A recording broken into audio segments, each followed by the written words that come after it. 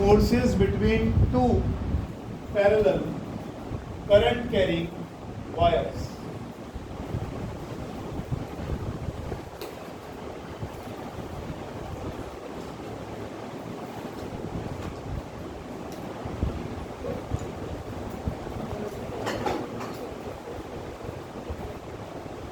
दो वायर्स ले लिए हमने,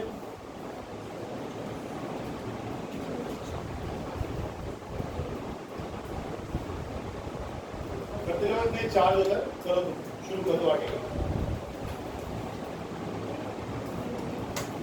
दो वायर्स ले लिए हमने, ये वायर्स इनफाइनाइटली लॉन्ग, इसका नाम रख दिया हमने ए बी और एक का नाम हमने रख दिया सी डी।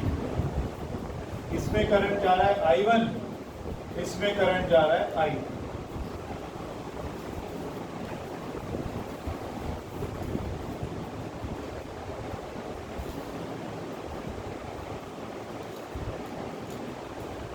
इन दोनों के बीच का डिस्टेंस ले लेते हैं R और करंट चाहिए I। हाँ पढ़ रहा है लड़का, रजिस्टर पे रजिस्टर पढ़ रहा है।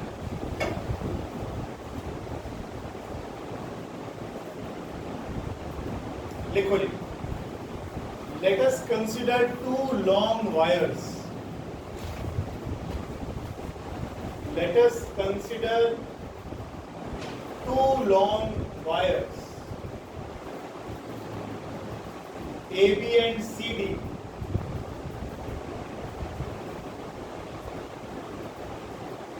carrying currents I1 and I2, carrying currents I1 and I2, and at a distance of R from each other,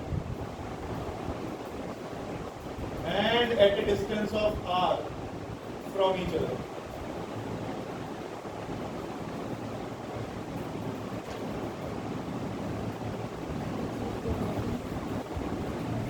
जल्दी बना लो, आगे लिखो। क्या किया था हमने कल?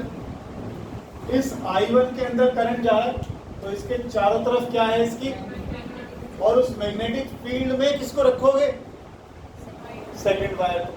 और जब भी किसी करंट कैरिंग वायर को किसी मैग्नेटिक फील्ड में रखते हैं तो उस पर फोर्स लगती है। कितनी फोर्स लगती है?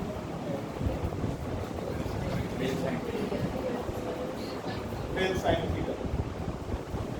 ये हम परसों भी करके गए, ठीक है। आज इसको पूरा करते हैं।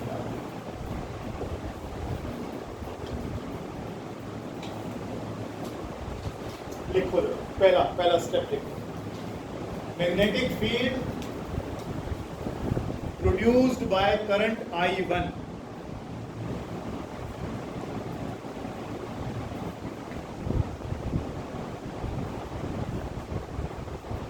at any point on wire CD, at any point on wire CD,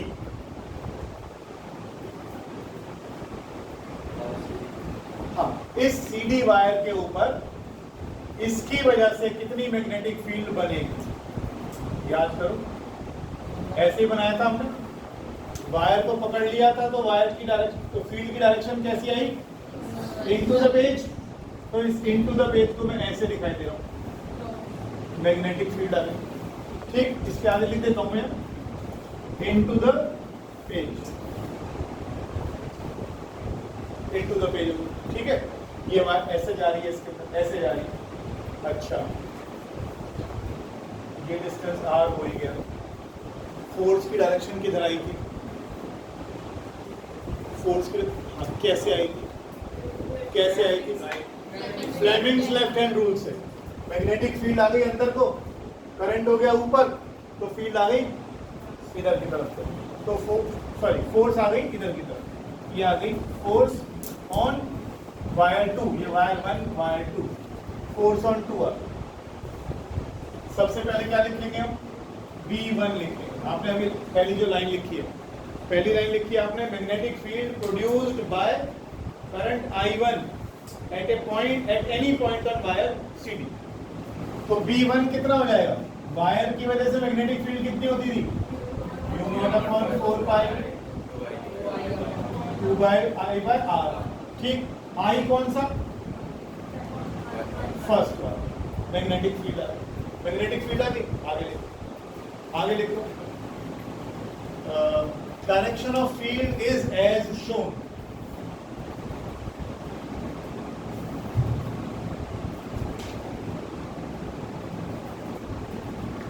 full stop. आगे लिखो। Wire CD carrying current I2, wire CD carrying current I2 is placed in magnetic field B1.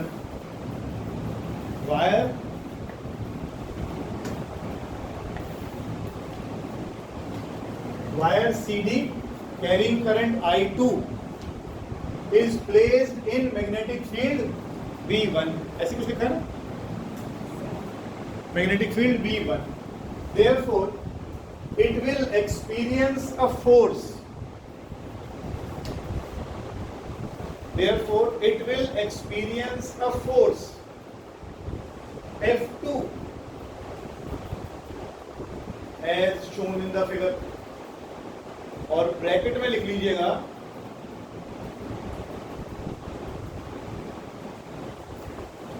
Fleming's left hand rule. Fleming's left hand rule. Fleming's left hand rule FLHR करके लिख लिया। Fleming's left hand rule. तो ये force ऊपर जो लगी, ये कितनी लगी? बोलिए प्लीज। बिल लगी, बिल लगी। साइन कितना आ रहा है? 90 आ रहा है। अच्छा, बी किसका? पहले वाले का। करंट किसका? दूसरे का। तो B1 कितना आ गया? Mu naught upon 4 pi 2 I1 by R I2 into L। ये फोर्स आ गई। ठीक, और फोर्स आ गई किधर? दिखाई रखिए अपने टुवर्ड्स लेफ्ट, टुवर्ड्स AB। मैं उसको डायरेक्ट वो दिखा दिया, डायरेक्शन में दिखा दिया। अब लिखिएगा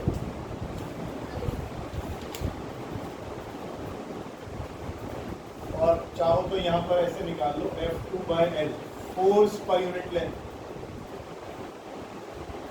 force per unit length mu naught upon 4 pi 2 I1 I2 bye.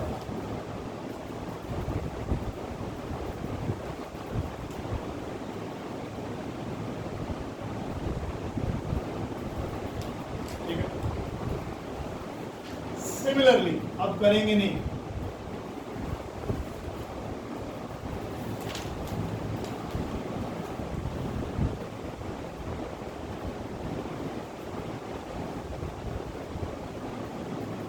इसका डायग्राम जरूर बना लेना।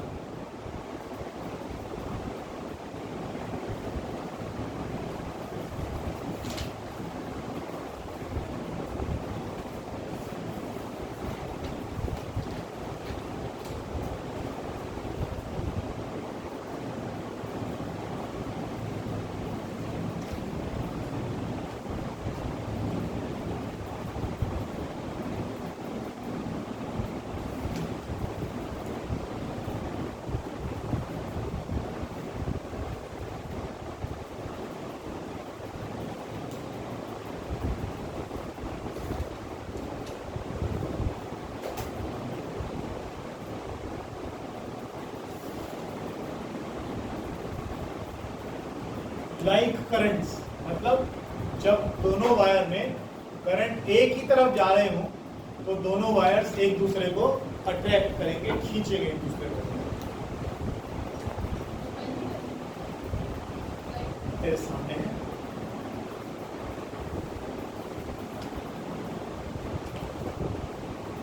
लाइक करंट्स की जगह पैरेलल करंट ज्यादा अच्छा वर्ड है।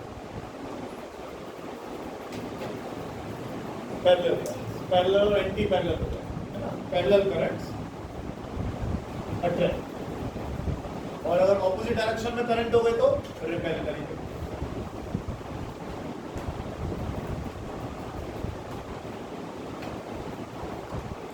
बोलो आगे लिखो, ये बोर्ड में आया था कई बार पहले भी।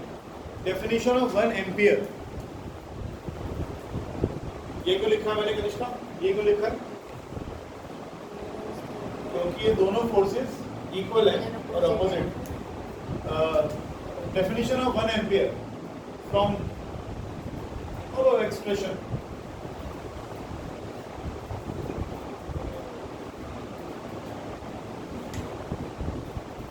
लिखो I1 I2 को 1 एम्पियर ले लो और डिस्टेंस को 1 मीटर ले लो।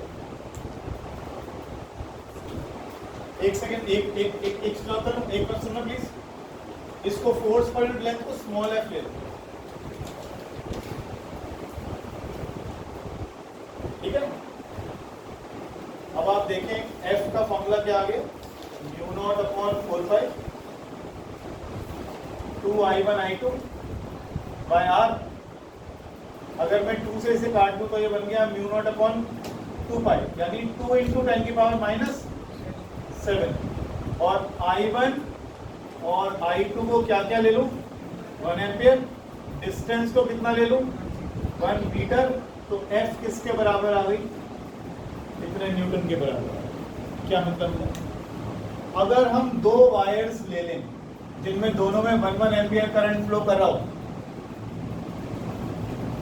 और उनके बीच का डिस्टेंस 1 मीटर हो, तो वो दोनों एक दूसरे को इतनी फोर्स से इंटरैक्ट करेंगे, पैरेलल हुए तो अट्रैक्ट कर लेंगे और एंटी पैरेलल हुए तो रिपेल करेंगे। ये 1 एम्पियर की डेफिनेशन आएगी यहाँ पर इस तरीके से।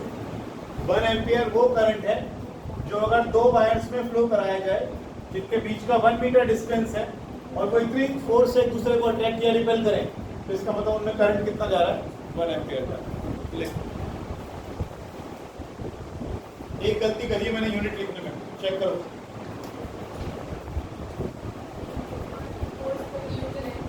न्यूटन पर मीटर, पर फोर्स पर यूनिट लेंथ है।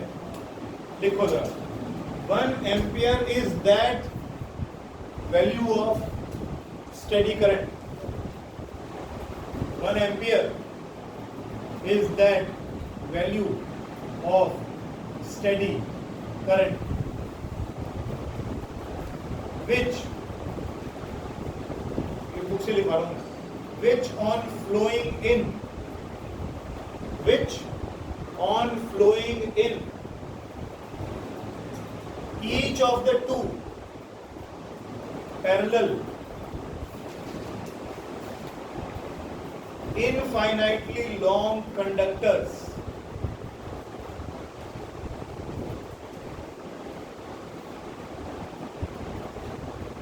कॉमा प्लेस्ड इन वैक्यूम, फिर comma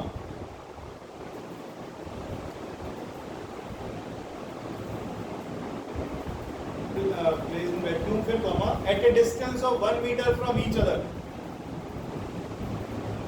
at a distance of 1 metre from each other,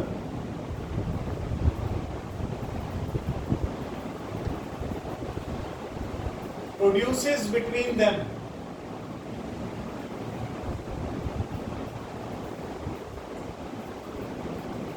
a force of 2 × 10⁻⁷ Newton per meter of their length.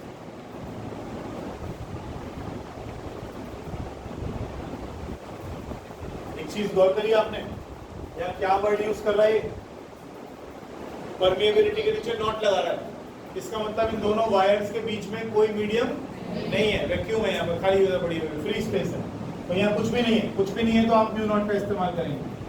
अगर कुछ होगा तो ये फोर्स डिफर करेगी, अगर कुछ होगा तो ये फोर्स डिफर करेगी। फिर म्यू नॉट का इस्तेमाल नहीं करोगे तो क्या करोगे, म्यू का इस्तेमाल करोगे। जैसे परमिटिविटी में करते थे एप्सिलॉन नॉट और फिर एप्सिलॉन।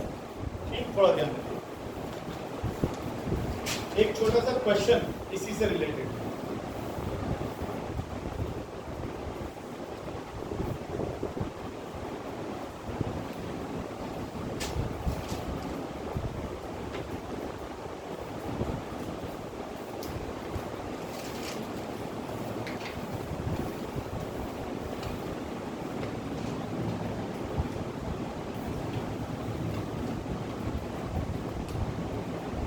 बनाइए।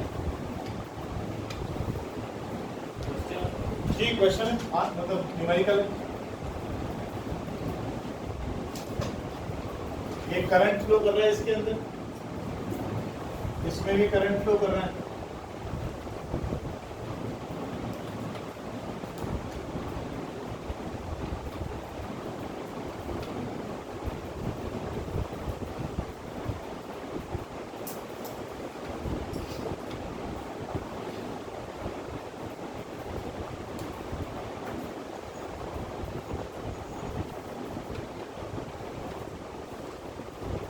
Centimetre 2 centimetre.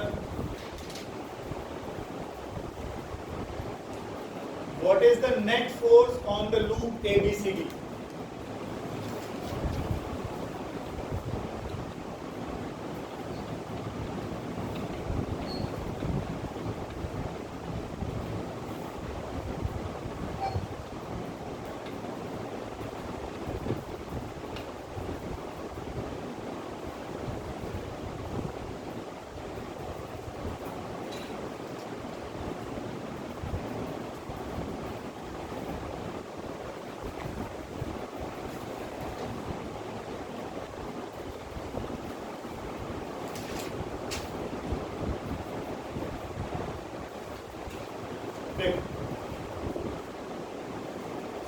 क्या ये दोनों वायर्स एक डायरेक्शन में करंट लेकर नहीं जा रहे हैं? पैरेलल करंट्स क्या करते हैं? अट्रैक्ट करते हैं। तो ये वाला वायर और ये वाले वायर के बीच में फोर्स ऑफ अट्रैक्शन आएगी और किस तरफ आएगी? इस तरफ आएगी कि नहीं? आए ना? ये वाला वायर और ये वाला वायर ऑपोजिट नहीं है, तो इन दोनों में क्या होगा? रिपल्शन होगा। तो रिपल्शन होगा तो किधर को फोर्स करेंगे? इधर को करेंगे। ये वाला वायर इसके ज्यादा नजदीक है, तो attraction will be more than, तो नेट फोर्स कितनी आएगी? नेट फोर्स कितनी आएगी? मैं इसको F1 बोल दूं और इसको F2 बोल दूं, तो नेट फोर्स कितनी आएगी? और वो नेचर वाइज कैसी होगी? अट्रैक्टिव, ऐसी आएगी। पक्का समझ में? दोनों वायर्स में पैरेलल करंट जा रहा है, पैरेलल करंट्स अट्रैक्ट करते हैं, तो अट्रैक्शन की फोर्स आएगी इस तरफ, यानी लूप पर फोर्स लगेगी यू खींचने के लिए, ये लग गई, और इस पर लगेगी रिपल्शन वाली तो ऊपर लग गई। लेकिन क्योंकि ये ज्यादा नजदीक बैठा हुआ है, इस पर फोर्स ज्यादा लगेगी, F1 बड़ी होगी, F2 छोटी होगी, तो नेट फोर्स कितनी आएगी? F1 minus. और फोर्स के फॉर्मूले तुम्हारे पास हैं, दोनों वायर्स के बीच का डिस्टेंस भी है, सब कुछ है। क्या फॉर्मूला होता है फोर्स का? बिना देखे करना, μ0 अपॉन 4 पाई 2I1 I2 I1 15 I2 25, इनके बीच का डिस्टेंस 2, बस सेंटीमीटर को मीटर में कर लेना और डिस्टेंस आ गया। और इसकी वैल्यू क्या होती है? टेस्ला। या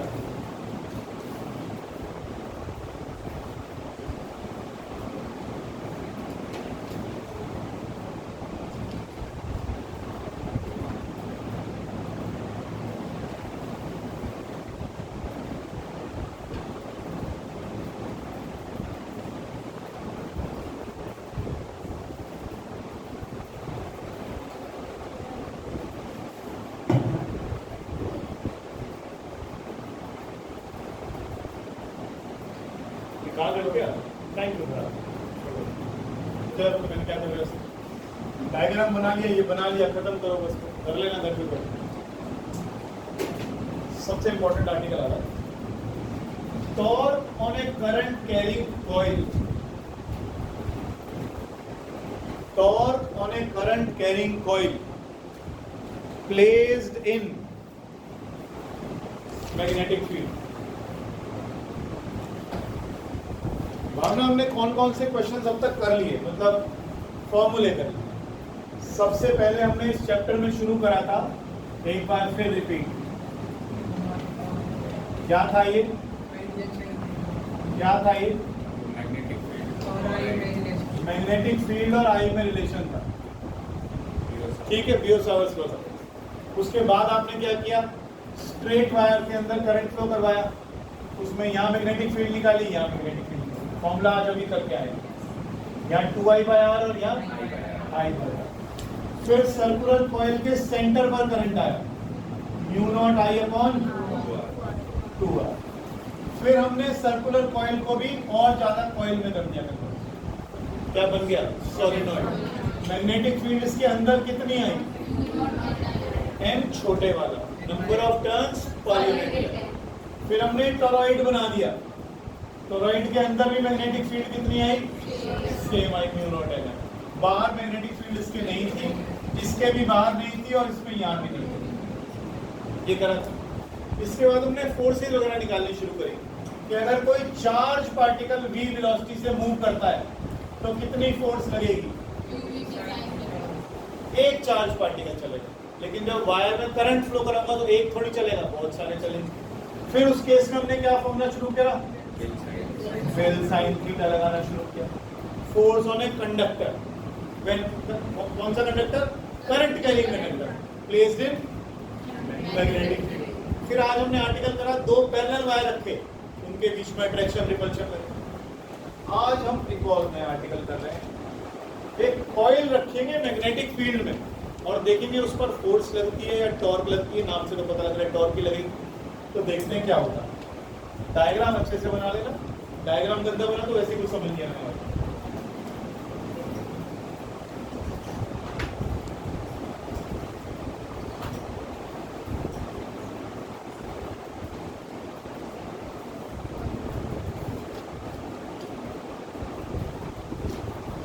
ये हमने एक कॉइल ले ली,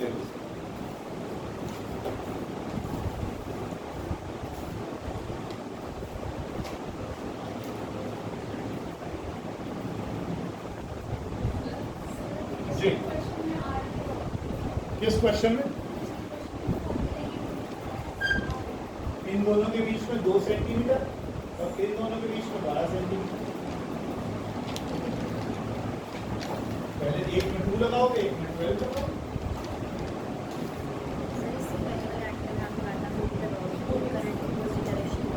कोई जगह डायरेक्शन ही बदलेगी, आर्टिकल में सब कुछ सेम। अगर डेरिवेशन करोगे आप बिल्कुल ऐसा ऐसे चिपकाना, अगर आपने करंट अपोजिट डायरेक्शन में ले लिए तो ये फोर्सेस की डायरेक्शन एक इधर हो जाएगी, एक इधर। सब कुछ सेम, सब कुछ सेम है, कोई फर्क नहीं है।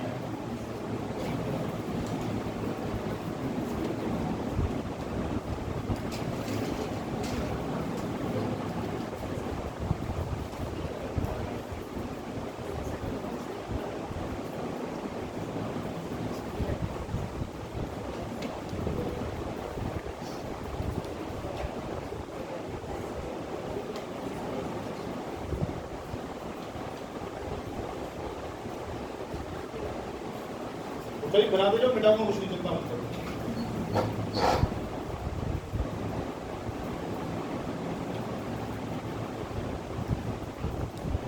अभी तक हमने करंट कैरिंग चार्ज को प्लेस किया मैग्नेटिक फील्ड में, फिर हमने वायर को प्लेस किया मैग्नेटिक फील्ड में, ऐसे करें ना। और अब हम कॉइल को प्लेस कर रहे हैं मैग्नेटिक।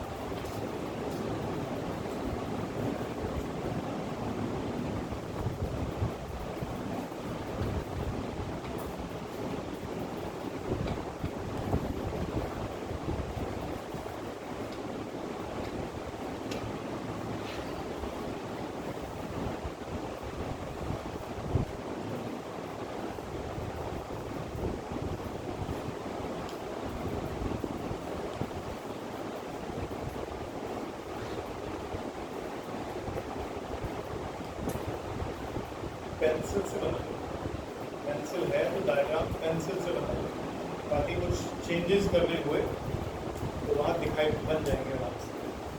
बन गया तो कोई बात नहीं, ठीक चल जाएगा। थोड़ा ध्यान से करना पड़ेगा, डायरेक्शंस बहुत हैं और समझना काफ़ी कुछ है इसमें आर्टिकल में। एक बार समझ में आ गया फिर कुछ मुश्किल नहीं। इससे पहले वो फोर्स का फॉर्मूला क्या पढ़कर आए थे? Bill sine theta.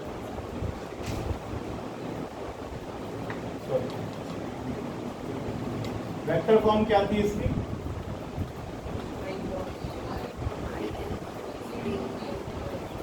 और इसकी डायरेक्शन क्या होती थी? जो करंट की डायरेक्शन होती थी, जो करंट की direction F I L cross B, ये ध्यान रखना। अब आप ये मत सोचो कि कॉइल है, अब सोचो 4 वायर हैं जुड़े हुए, एक ये रहा, एक ये रहा, एक ये रहा और एक ये रहा, और उसको हमने मैग्नेटिक फील्ड में रख दिया। मैग्नेटिक फील्ड में कैसे रख दिया? थोड़ा समझने की कोशिश करो। आर्ट सा रजिस्टर है कोई?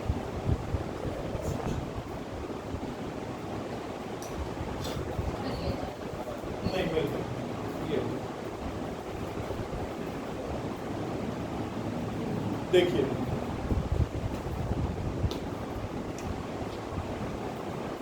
थोड़ा पीछे करना। देखना यहाँ दिख रहा है, नीचे ये दिख रहा है, दिख जाएगा, ठीक।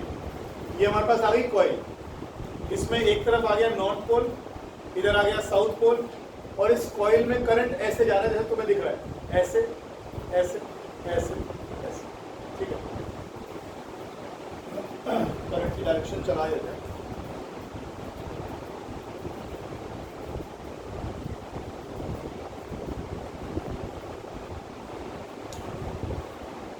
ये करंट की डायरेक्शन, ठीक है।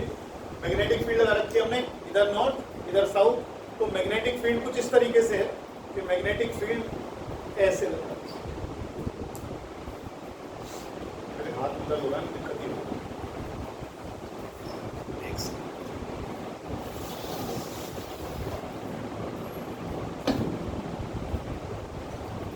ये आ गई मैग्नेटिक फील्ड, ठीक है जी। ये आ गई मैग्नेटिक फील्ड, कॉइल कुछ ऐसे रखी है, मैग्नेटिक फील्ड ये नहीं। ये एंगल कितना है? थीटा। थीटा, एक पेन पेंसिल दे दो जरा। ये आ गया नॉर्मल, ये आ गया नॉर्मल। अगर दिखाई दे रहा पीछे चले जाओ, दिख रहा है? ये देखो, मैं इससे ऊपर उठाने का हूँ, मेरे हाथ में बहुत दर्द हो रहा है। ये आ गया नॉर्मल, एक बार सेट हो जाएगा। ये आ गई मैग्नेटिक फील्ड, ये आ गया प्लेन ऑफ कॉइल, ये प्लेन ऑफ कॉइल के ये क्या आ गया? नॉर्मल आ गया। करंट किधर जा रहा है? यूं यूं यूं और यूं। तुम्हारे हिसाब से देखो शायद एंटी क्लॉकवाइज है, एंटी क्लॉकवाइज, ठीक है ना। अब देखिए, सबसे पहले हम इस ऊपर वाले वायर को पकड़ते हैं। इसमें करंट किधर को जा रहा है? इधर को जा रहा है। वायर जा रहा है, वायर में करंट किधर को जा रहा है? इधर को जा रहा है। मैग्नेटिक फील्ड किधर को है? इधर को। अगर मैं ये फॉर्मूला लगाऊं L क्रॉस B, तो फोर्स किधर को आएगी? L की डायरेक्शन क्या है? जो करंट की डायरेक्शन है, ये रही करंट की डायरेक्शन। B की डायरेक्शन क्या है? ये रही, ये रही। ये क्या है? नॉर्मल। ये एंगल कितना है? थीटा। ये एंगल कितना है? अल्फा प्लस थीटा कितना है? 90। अल्फा प्लस थीटा कितना है? 90। अब ये है L, ये जा रहा L, ये रहा B।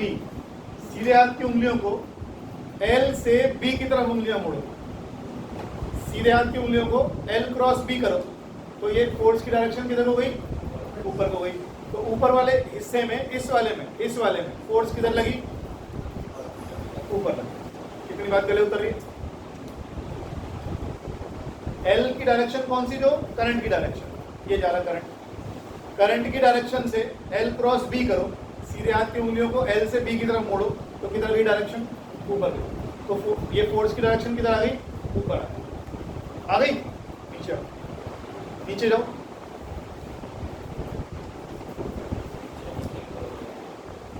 ये रहा B, ये रहा B। L किधर है? L किधर है? इधर। L क्रॉस B करो, किधर गई?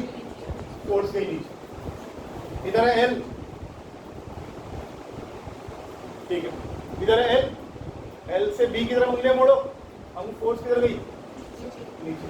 समझ में आ रहा है? तो एक फोर्स तो लगी ऊपर,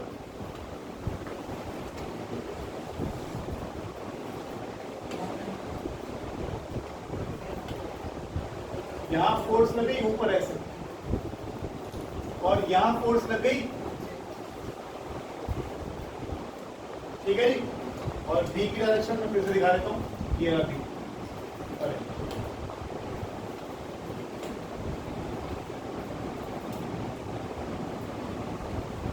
और ये जो रेड वाली फोर्सेस दिख रही हैं, इनकी ये बनाना नहीं, इसकी लाइन ऑफ एक्शन भी कैसी है, सेम। तो यानी ये वाली फोर्स और ये वाली फोर्स आपस में कैंसिल आउट हो गई। ये वाली फोर्स आ गई F1, ये वाली फोर्स आ गई F।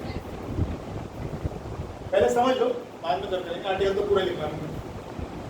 अब आया इस पर फोर्स और इस पर फोर्स, दोबारा देखो। ये मैग्नेटिक फील्ड थी और ये क्या था, ये ग्रीन वाली पेंसिल क्या थी, नॉर्मल। ये थोड़े एंगल्स का ध्यान रखना, बुक से थोड़े डिफरेंट हो जाते हैं कई बार। वो अल्फा किसी और को ले लेते हैं, मैं थीटा किसी और को लेता हूँ। ये थीटा है, ये अल्फा, समझ लो, ये और ये, और अल्फा प्लस थीटा। तो हमने फोर्स इस पर निकाल ली, इस पर निकाल ली। अब इस पे आ जाओ, अब इस पे आ जाओ। मैं एक काम करता हूँ, इस मैग्नेटिक फील्ड को, ये दिख रहा हूँ, इसमें दिख रहा हूँ, फिर उस दिन रह जाएगा भी। ये दिख रही है कॉपी में, ठीक है। तो ये हमारा क्या आ गया, मैग्नेटिक फील्ड। करंट किधर को जा रहा है, नीचे को। क्या करूं, यहां से इसकी तरफ उंगलियां मोड़ो, बी की तरफ। ये बी है ना, बी है, ये बी है ना, या ये क्या जा रहा है, एल, मतलब आई का डायरेक्शन है। इसकी तरफ ऐसे लगाओ और इसकी तरफ उंगलियां मोड़ो। ये किसकी डायरेक्शन आ गई, फोर्स की। किस तरफ आ गई, ऐसे आ गई, ऐसे आ गई बात पर। ये सेम ही चीज अगर मैं यहां करूंगा तो फोर्स ऐसे आएगी। अब आप सोचो, ये वाला धागा और ये वाला धागा पकड़ के अगर मैं खींच दूं,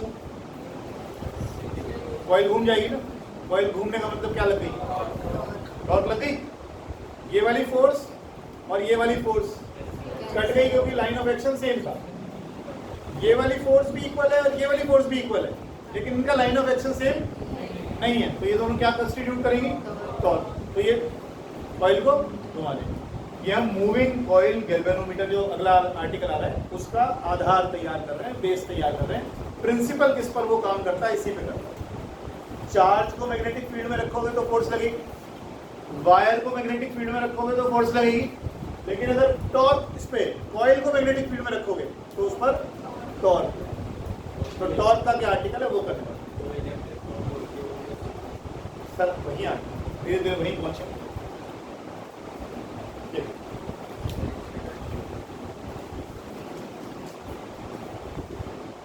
अभी भी कई चीजें समझानी है, लेकिन पहले इसे बना दो। अच्छा, ये फोर्सेस रहेगी जो दिखानी थी, रहेगी एक्स्ट्रा वाली में। मतलब इधर फोर्स ऐसे लगी, बार पॉइंट, ये वाली फोर्स इधर बना दो।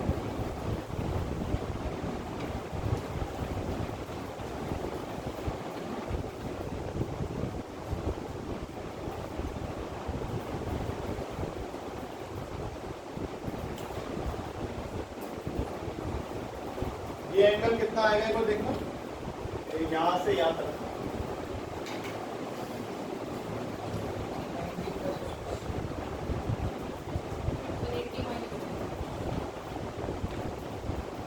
है ना।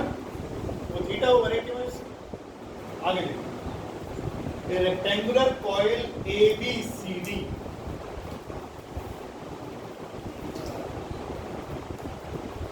a rectangular coil ABCD, ABCD थोड़ी लिखी हो, सॉरी यार, PQRS, a rectangular coil PQRS of dimensions L and B and carrying current I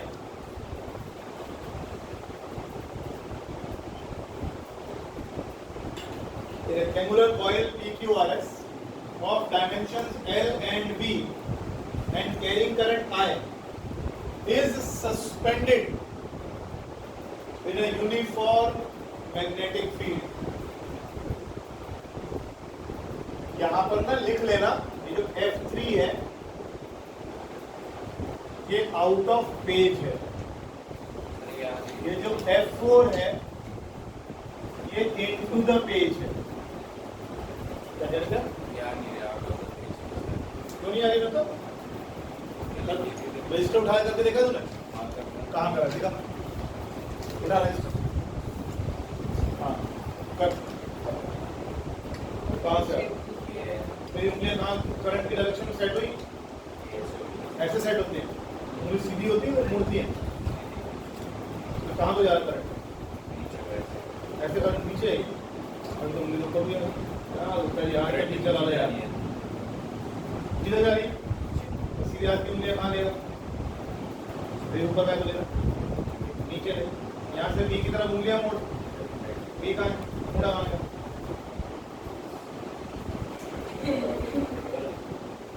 Bittu प्रसाद मेरे हाथ में देख लेना, अपनी कॉपी में आपने चला रहा है।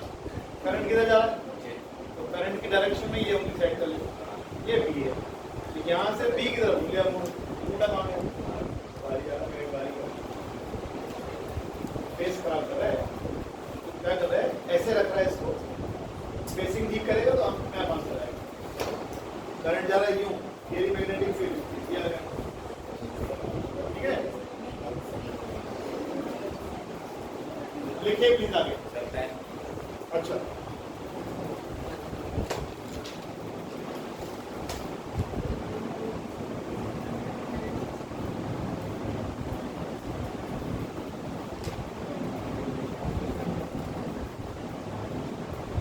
देखो जी, a rectangular coil PQRS of dimensions L and B and carrying current I is suspended in a uniform magnetic field.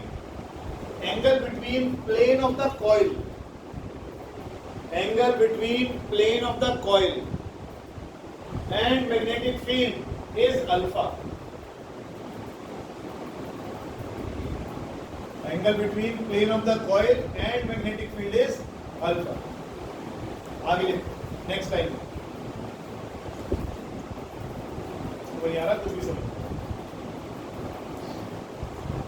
पढ़ो लाइन दोबारा से,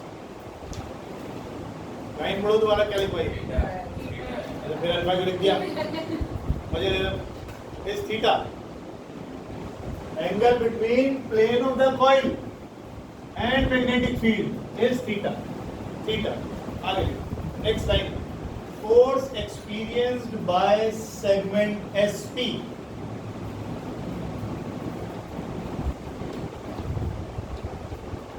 कितना लिखूं? वेक्टर फॉर्म में बता दो।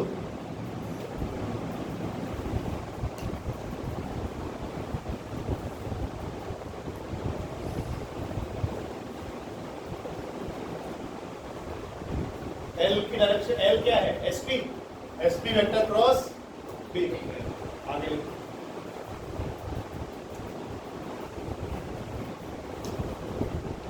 आई एसपी की लंबाई कितनी है? सोच के बताओ सारी चीजें क्या पूछ रहा हूँ, एक बार बताना जरा। ए क्रॉस बी क्या होता है?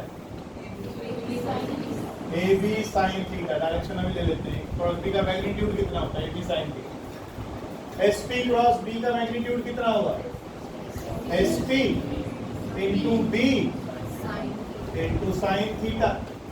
थीटा के थोड़ी इनके बीच में, एस पी ये है, पी ये है, तो कितना एंगल है इनके बीच में? और एस पी की लंबाई कितनी है? बी। तो ये हो गया I small B capital B. और ये साइन 180 माइनस थीटा में कुछ होता है क्या? साइन थीटा ही होता है। ठीक, तो ये आ गया साइन थीटा। ये आ गई फोर्स ऑन वाई। देख लिया? किसी को डाउट है तो रुक जाता हूँ, दोबारा से फिर देख लो।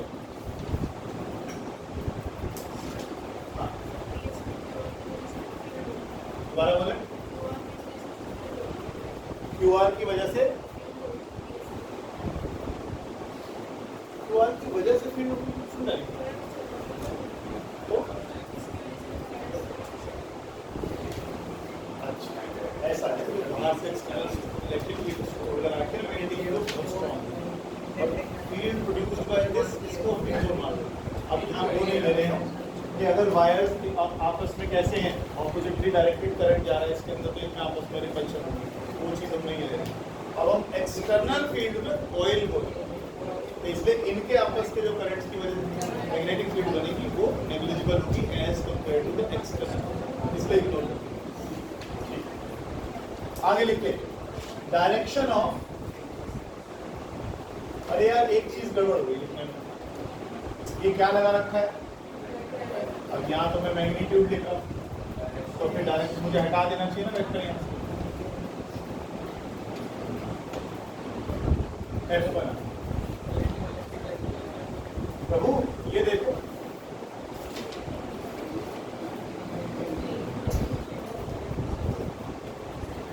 SP का एंगल किधर है, B किधर है, एंगल किधर है, ठीक है। आगे लिखो direction of F1, direction of F1 is upwards, और लिख लेना कहां से निकाली हमने,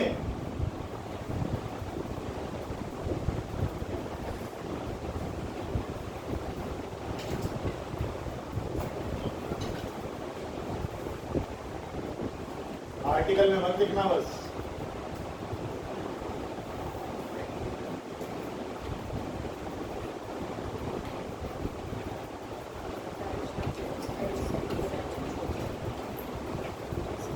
ये सिर्फ लिख दिया है मैंने, जब कोई पढ़ने बैठोगे तो कहीं में भी पढ़ने बैठते हो तो याद तो रहे डायरेक्शन कहाँ से आएगी। तो क्रॉस प्रोडक्ट रूल लगाया हमने, curl your fingers from, curl your right hand fingers from SP vector to B vector, ठीक है, सुन रहा है। अरे यार चलो है जी,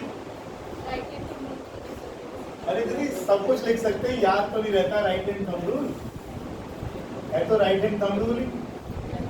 चलिए आगे चलें, ये आगे लिखिए force experienced by segment QR।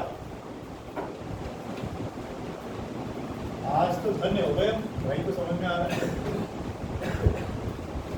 अटक गया कुछ।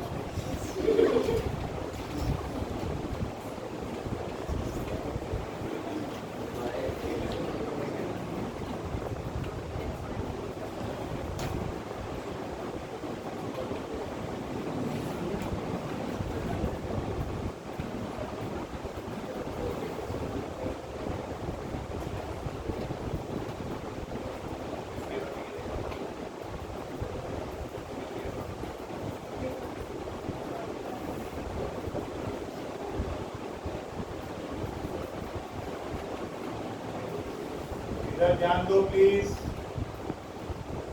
F1 and F2 are equal and oppositely directed and have same क्या line of action, therefore cancels out। F1 और F2 तो कट गए, और ना समझ में आ रहा है या रट रही है बेटा।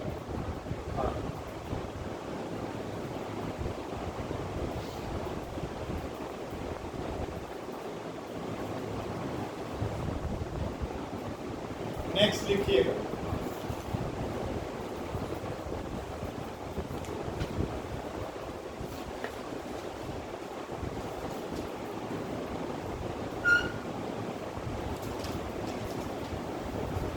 Force experienced by segment PQ, ये मैं हटाने वाला हूं इसको,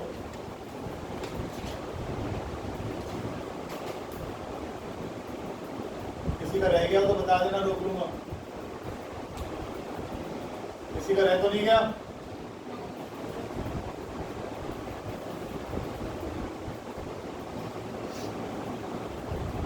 force experience by segment PQ लिखो, पहले क्रॉस रूल लगाओ और देखो कितनी आ गई, पहले करो, क्या करो PQ cross B I PQ की लेंथ L B साइन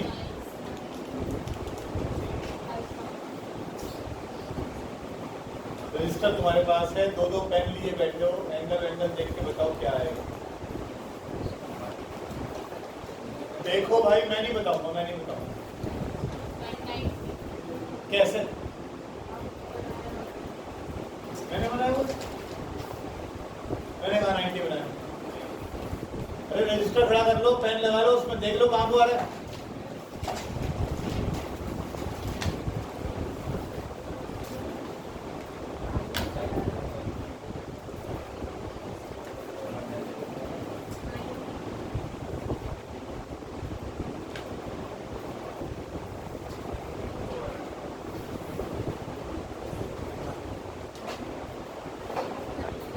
कितना आ रहा है?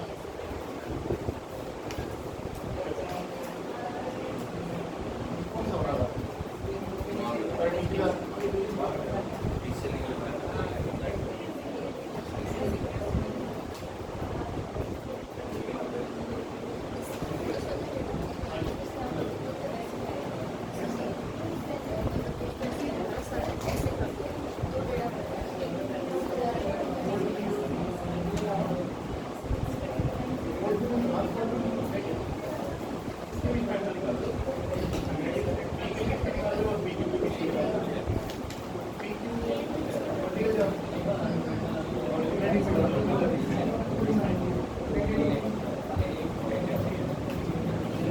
नाइनटी आ रहा है। ठीक,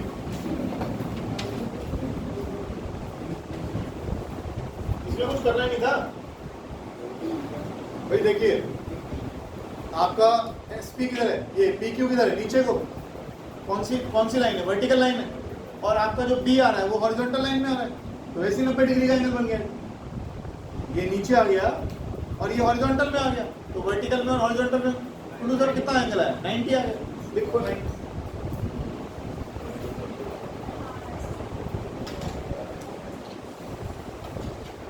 साइन 90, तो ये आ गया BIL। और डायरेक्शन क्या हो गई? Out of range.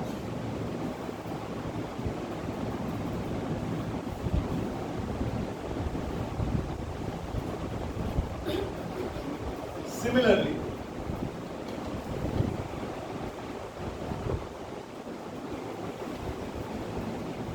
force on RS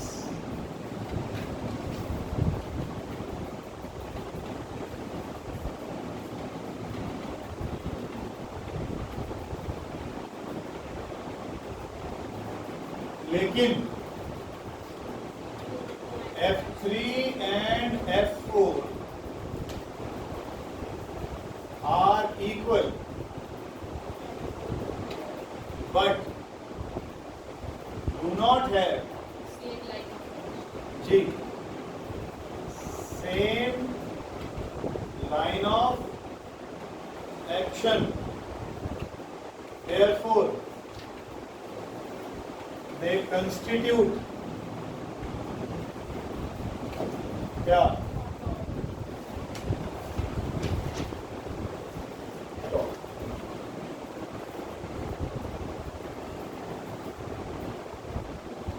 दोनों पर फोर्स लगी बिल, लेकिन लाइन ऑफ एक्शन सेम नहीं है।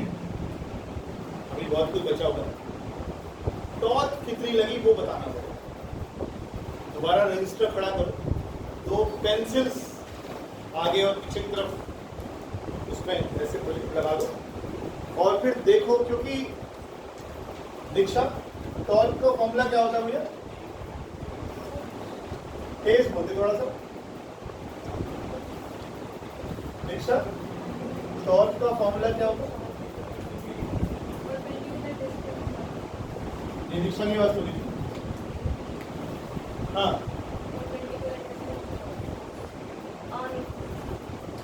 यहाँ बताना जरा। कोई एक फोर्स तो आ गई bill, into perpendicular distance between their line of action. Force तो मिल गई, बिल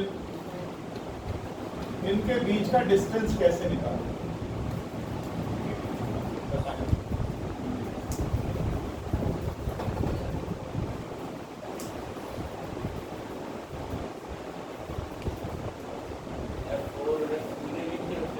F4 और F3 की जो लाइन ऑफ एक्शन है उनके बीच का परपेंडिकुलर डिस्टेंस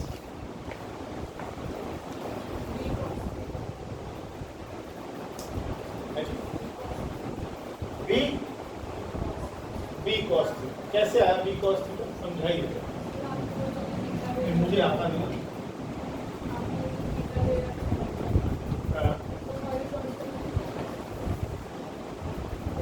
कौन सा बी? छोटा बी, बड़ा बी? बड़ा बी। देखिए एक लाइन तो ये जा रही है, एक लाइन ये जा रही है, हमारा कॉइल ऐसे था, ऐसे जा रहा है, यही तो फोर्सेस लगी है इसमें। एक फोर्स लग गई इधर को, एक फोर्स लग गई इधर। अब ये दो पैरेलल लाइन जा रही है, इनके बिंदु इनके बीच का परपेंडिकुलर डिस्टेंस कौन सा हो? मेरे पास आ जाएगा, मेरे पास आ जा, मेरी मदद करे थोड़ी सी। देख कैमरा नहीं ले ध्यान से, इस पेन को ऐसे पकड़ ले, देख उसको देख नहीं रहा होगा, पकड़ेगा ना, इसे पकड़ ले। ये आ गया, ये कॉइल थोड़ी सी हमारी ऐसे थी, ऐसी ना, ऐसी थी ना। परपेंडिकुलर डिस्टेंस कौन सा आएगा? ये नहीं, बी नहीं आएगा, बी तो ये है, बी तो ये है, छोटा बी तो ये है। परपेंडिकुलर डिस्टेंस आएगा ये।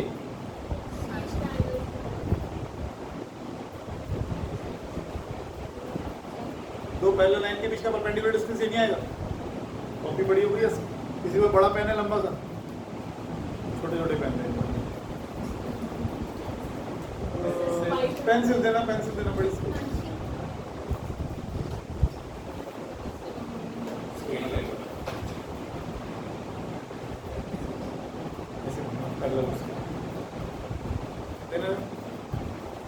इनके बीच का परपेंडिकुलर डिस्टेंस ये नहीं हो गया? ये एंगल कितना है? थीटा।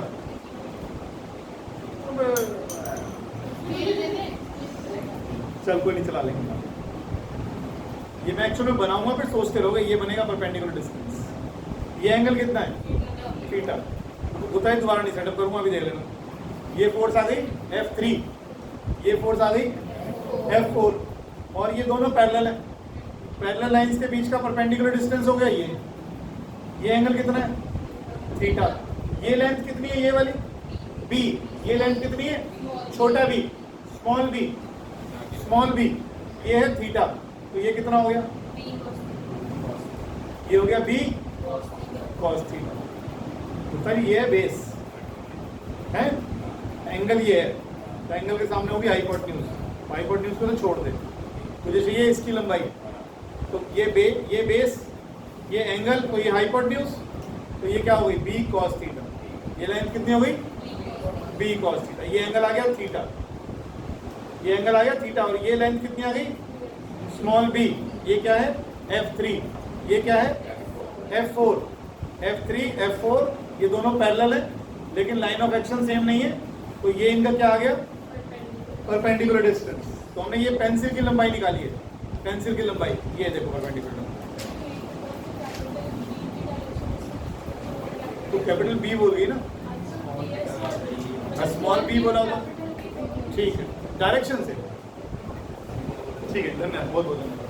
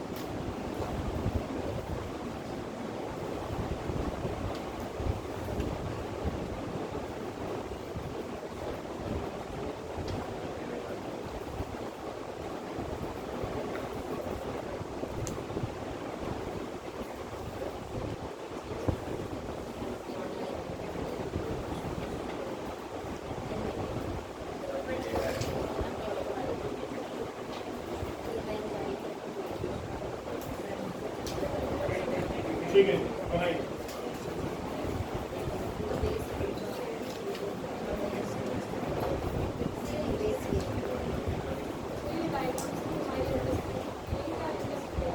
बनाना पड़ेगा ये आर मांगे ना तुम्हारी पी क्यू।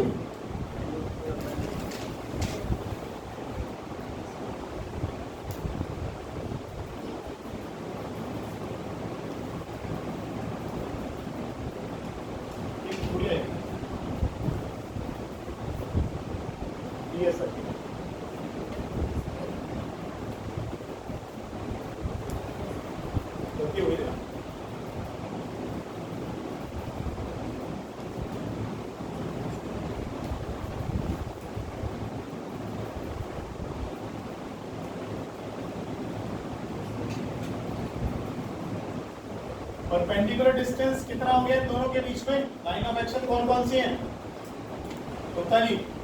एक लाइन ऑफ एक्शन ये रही गुप्ता जी, एक लाइन ये रही, एक लाइन ये रही, और इनके बीच का परपेंडिकुलर डिस्टेंस कौन सा हुआ? ये वाला। तो यही पी के, ये पी के परपेंडिकुलर डिस्टेंस होना चाहिए।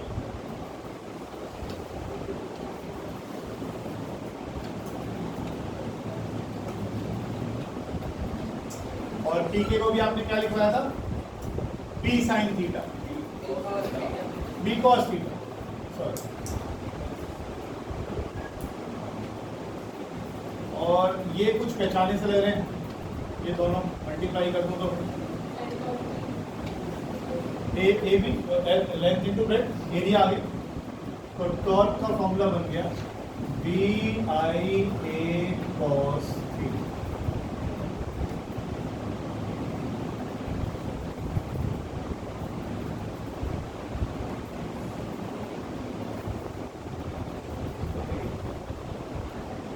A is area of the coil। क्या क्या नहीं आप बता? नहीं, डिस्टेंस जो इनके बीच का पी के आया ना, पीएस तो कॉपी की लाइन होगी तेरी जो रजिस्टर में लेके खड़ा था। जो पेंसिल लगाई थी ना मैंने, ये वो पेंसिल।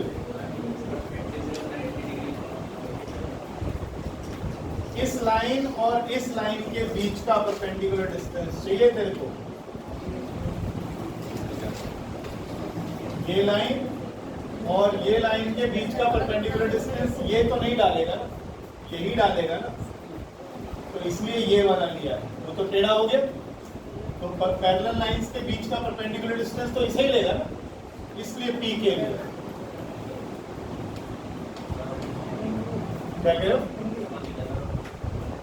समझ गए? समझ जाओ। B I A cos theta, समझ गया? आगे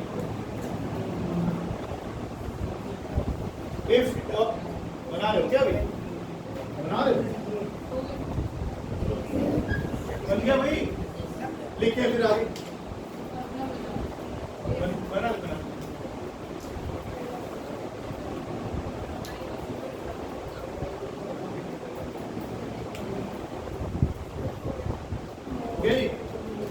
If the coil has capital N number of turns, if the coil has capital N number of turns, तो क्या फर्क पड़ गया? टॉर्क को n टाइम्स बना दीजिए, n से मल्टीप्लाई कर दीजिए, टॉर्क आ गया NIAB cos थीटा। तो उस केस में बिल्कुल बनाना सर, ये दिखाना पड़ेगा आपको perpendicular distance.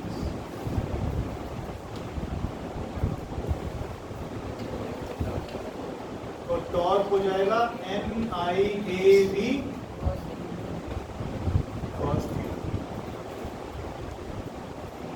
Theta plus alpha कितना है?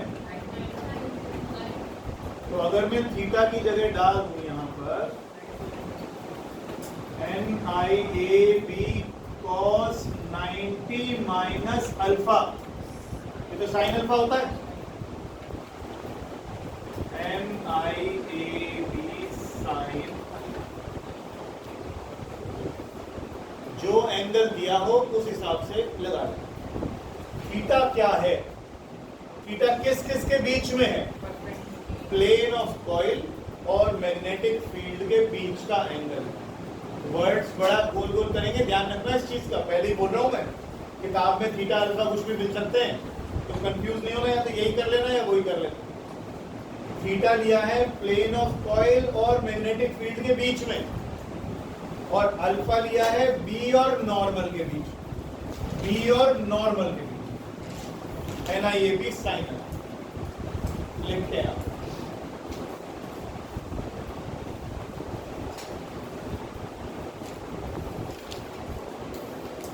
हमने पहले डाइपोल मोमेंट पढ़ी थी ना, डाइपोल मोमेंट क्या बताती थी? क्यों पढ़ते हो dipole moment? Electric dipole moment क्या बता रहा है? क्या फॉर्मूला था? Q into 2A। क्या बताती थी वो? वो बताती थी स्ट्रेंथ ऑफ द डाइपोल। ऐसे ही यहाँ पर, ऐसे ही यहाँ पर ये जो आपका NIA आया है, ये बताता है मैग्नेटिक डाइपोल मोमेंट। देखिए, magnetic dipole moment of the current carrying coil. अरे नहीं भाई, ये जो एक्सप्रेशन तुमने लिखा, इसमें जो NIA है, ये है मैग्नेटिक डाइपोल मोमेंट M। देखो इसमें magnetic dipole moment M of the current carrying coil, magnetic dipole moment of the current carrying coil. Coil में करंट है? हाँ है। अगर मैं उस कॉइल की बात ऐसे करूं तो इसमें कॉइल में करंट कैसे जा रहा था? यूं चल रहा था। कौन सा वाइज है तुम्हारी तरफ से? Anti clockwise. कौन सा पोल बना होगा? नॉर्थ। नॉर्थ पोल से फील्ड लाइंस बाहर निकल रही होंगी, यहाँ से निकलेंगी, यहाँ से एंटर करेंगे, तो ये नॉर्थ पोल बना, ये साउथ पोल बना। क्या ये डाइपोल नहीं बन गया? क्या इसमें दो पोल नहीं बन गए? क्या नॉर्थ और साउथ पोल नहीं बन गए? बिल्कुल बन गए। अगर नॉर्थ पोल और साउथ पोल बन गए तो इसका मैग्नेट का काम करेगा। अगर ये मैग्नेट का काम करेगा तो मैग्नेट की कुछ ताकत भी होनी चाहिए, स्ट्रेंथ भी होनी चाहिए। कितनी ताकत है उसकी? उस ताकत को कौन बताएगा? Magnetic dipole. और साफ पता लग रहा है, जितना ज्यादा करंट पास करोगे उतनी ज्यादा मैग्नेटिक डाइपोल मोमेंट बनेगी। हाँ, of current carrying coil, of current carrying coil. उससे क्या प्रॉब्लम है? अच्छा, टॉर्क का फॉर्मूला क्या लिखा था अभी आपने? NIA B sine alpha. इसको आप बोल रहे हो M, तो टॉर्क हो गया MB साइन अल्फा। तो टॉर्क हो गया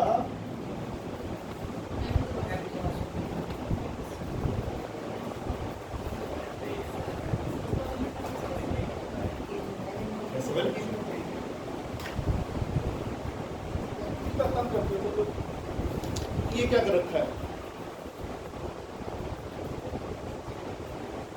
कहाँ बैठते जाओ। कॉइल में टर्न्स कैसे बनते हैं? एक बार ना, दो बार, तीन बार, चार बार, 1000 बार, 500। कभी मोटर वाइंडिंग करते वाले की दुकान के सामने खड़ा हो जाना, वो मशीन लेके बैठा रहता, वो मशीन वाइंड करती रहती है, ऐसे करके तार को लपेटती रहती है। कितने नंबर ऑफ टर्न्स बढ़ते जाएंगे, कॉइल एक्सपेंड बढ़ता जाएगा। इलेक्ट्रिक डाइपोल मोमेंट की डायरेक्शन कोई नहीं बोलेगा, मेरा दोस्त बताएगा, राइट बताएगा। इलेक्ट्रिक डाइपोल टेस्ट दिया था लड़के ने मेरा 2 दिन, देखे मास्टर को पढ़ाना आता है कि नहीं। अच्छा, 1 घंटे लिया था। चल 1 घंटे में पास तो हो गया, पास तो हो गया था। अरे मैं तो सोच रहा था पता नहीं है चरण पकड़वाएगा मेरे से। हाँ भाई, इलेक्ट्रिक डाइपोल मोमेंट की डायरेक्शन क्या होती है? मतलब इलेक्ट्रिक फील्ड से उल्टी। मैग्नेटिक फील्ड की डायरेक्शन क्या होती है? नॉर्थ से साउथ। तो इसके डाइपोल मोमेंट की डायरेक्शन भी उल्टी होगी, साउथ से नॉर्थ। कंपैरिजन में याद हो जाए तो पहले को समझ में नहीं आया, पिछला कुछ याद नहीं करता। अब पिताजी ने पूछना शुरू छोड़ दिया लगता है। ये डायरेक्शन किसकी होती है? इलेक्ट्रिक फील्ड की। इलेक्ट्रिक फील्ड के मूवमेंट, डाइपोल मोमेंट की डायरेक्शन क्या होती है? नेगेटिव से उल्टी होती है ना, यहाँ पर भी ऐसे। मैग्नेटिक फील्ड की डायरेक्शन क्या है? नॉर्थ से। तो डाइपोल मोमेंट की डायरेक्शन क्या है? लिख ले इसको। Direction of magnetic dipole moment is from south to north. Is from south to north, इसकी डायरेक्शन साउथ से नॉर्थ। अगर मैं ये चीज तुम्हारे कॉइल में पूछूं तो कहां डायरेक्शन लगवाओगे? इसी कॉइल में सब कुछ ऐसे ही, मैग्नेटिक डाइपोल मोमेंट की डायरेक्शन बताओ।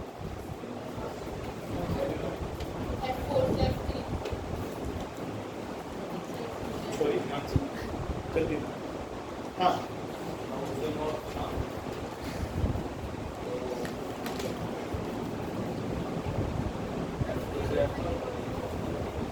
कोशिश करोगे तो बता दोगे, रजिस्टर को खड़ा करके खुद से सोचो। और एक बार अपनी बताई हुई चीज ज्यादा याद रहती है। तेरा तेरे को ही आ रही है ना? ठीक आ रही है। आप बता।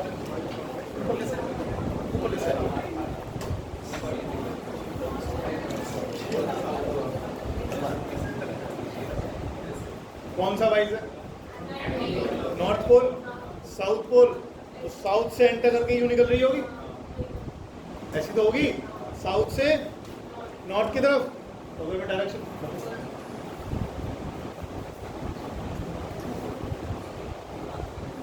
इधर तो आएगी।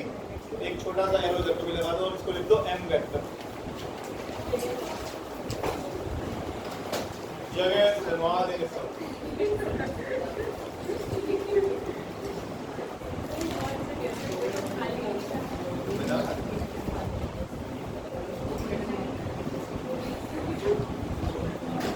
और अभी तो रह गया एक डायरेक्शन और भी तो रह गई, टॉर्क की। साउथ से नॉर्थ, साउथ से नॉर्थ, ये फेस बना साउथ, ये फेस बना सब नॉर्थ, साउथ से नॉर्थ, मैग्नेटिक मोमेंट की डायरेक्शन। अब सुने, ये तो एम की डायरेक्शन आ रही है, ये एम की डायरेक्शन आई, बी किधर थी? इधर को। ये क्या है? एम, टॉर्क की डायरेक्शन एम क्रॉस, ये एम की डायरेक्शन, ये बी की डायरेक्शन एम क्रॉस। छोटे कल पूछूंगा, देखेंगे।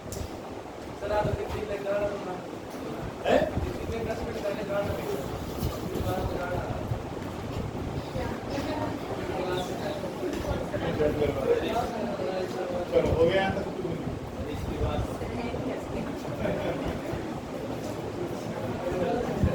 आगे लिखे, आगे लिखो, इलेबोरेट कर।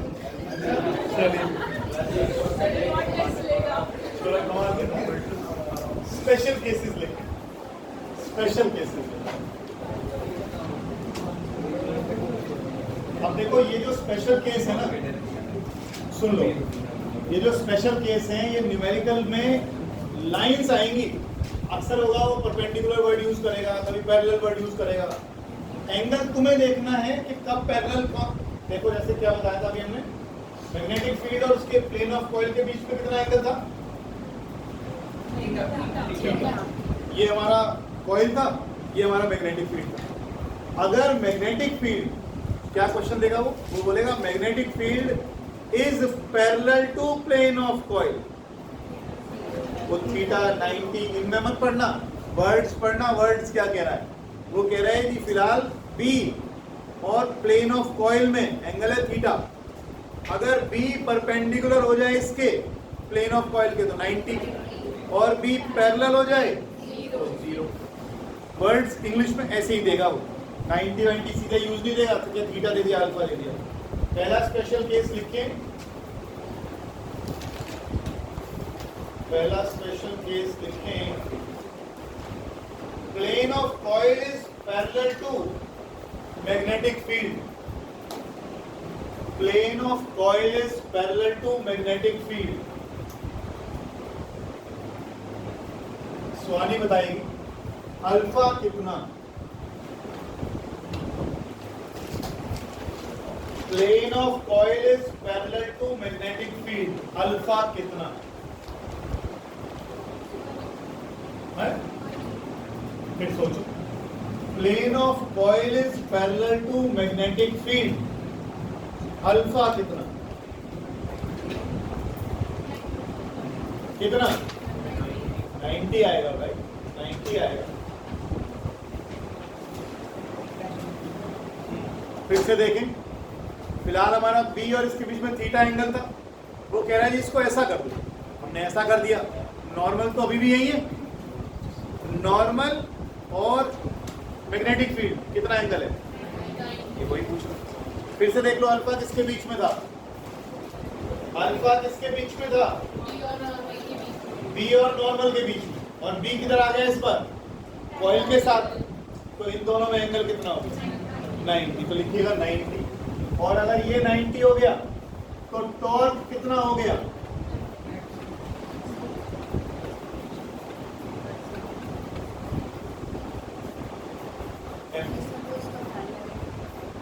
क्या नहीं है, दोबारा बताऊं, आगे चलो जी। प्लेन ऑफ कॉइल आप बताएंगे होने का, plane of coil is perpendicular to magnetic field, plane of coil is perpendicular to magnetic field, alpha कितना, एंगल अल्फा कितना,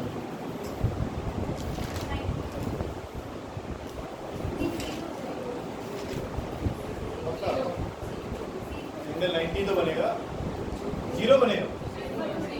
plane of coil is perpendicular to magnetic field, वो इतना क्यों सोच रहे हैं भाई, फिलहाल एंगल था थीटा, अब वो कह रहा है ये ऐसा ऐसा हो जाएगा, अगर ये ऐसा हो गया तो नॉर्मल के साथ ही हो गया, बात में सही बोला। तो ये कितना हो गया नॉर्मल, और आपका वो क्या नाम है अल्फा भी कितना हो गया, अल्फा हो गया 0, लिखो अल्फा हो गया। आगे से किसी भी कॉइल में अगर मैग्नेटिक मोमेंट की डायरेक्शन निकालनी है तो सीधा हिसाब रखना, जैसे कॉइल बनी, कॉइल में करंट की डायरेक्शन मान लो ऐसे, ठीक, जिस डायरेक्शन में करंट घूम रहा है सीधे हाथ को घुमा दो, ये मैग्नेटिक मोमेंट की डायरेक्शन आ जाएगी, ध्यान रखिए। पिछली वाली कॉइल में करके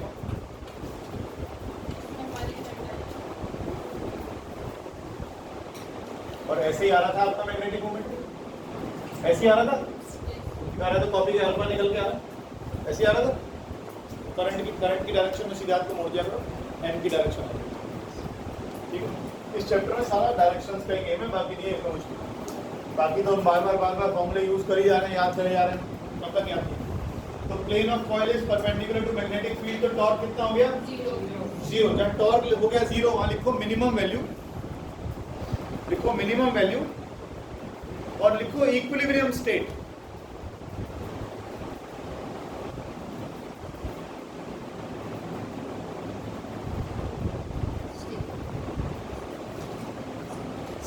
स्टेट इक्विलिब्रियम स्टेट, ना टॉर्क लग रही ना फोर्स लग रही। आगे लिखो, एक छोटा सा नोट लिख लो, in the above discussion, in the above note लिखना है छोटा सा। हमने पिछली बार कॉइल कैसी ली, रेक्टेंगुलर, क्यों ली, एरिया निकालना आसान है।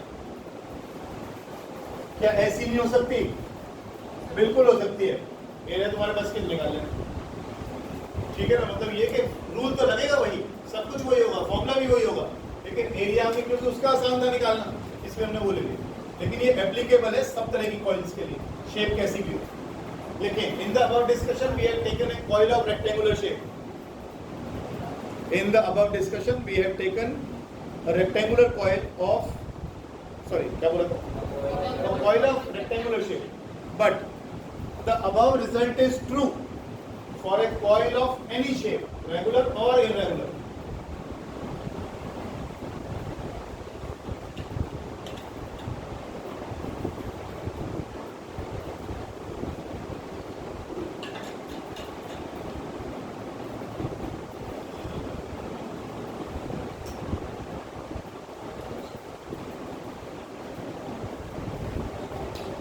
हमने पिछला आर्टिकल क्या किया है, पिछला आर्टिकल क्या किया था हमने, एक करंट कैरिंग कॉइल को यूनिफॉर्म मैग्नेटिक फील्ड में रखा था, तो उस पर क्या लगी?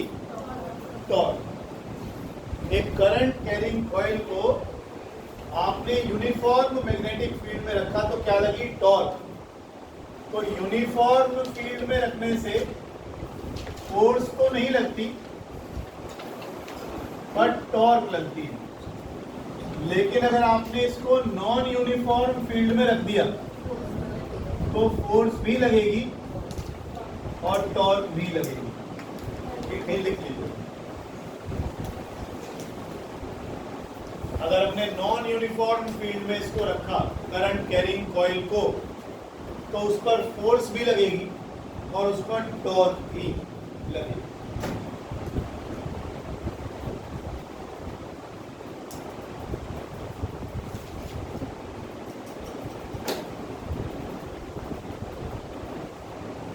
टाइम क्या हो गया?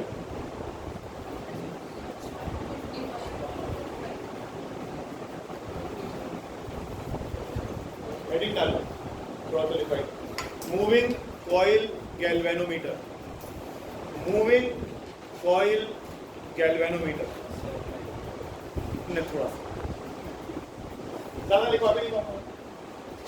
गैल्वेनोमीटर का काम थोड़ा बहुत, अब ठीक बोला है, थोड़ा बहुत। Use to measure and detect small current. It is used to detect and measure small current.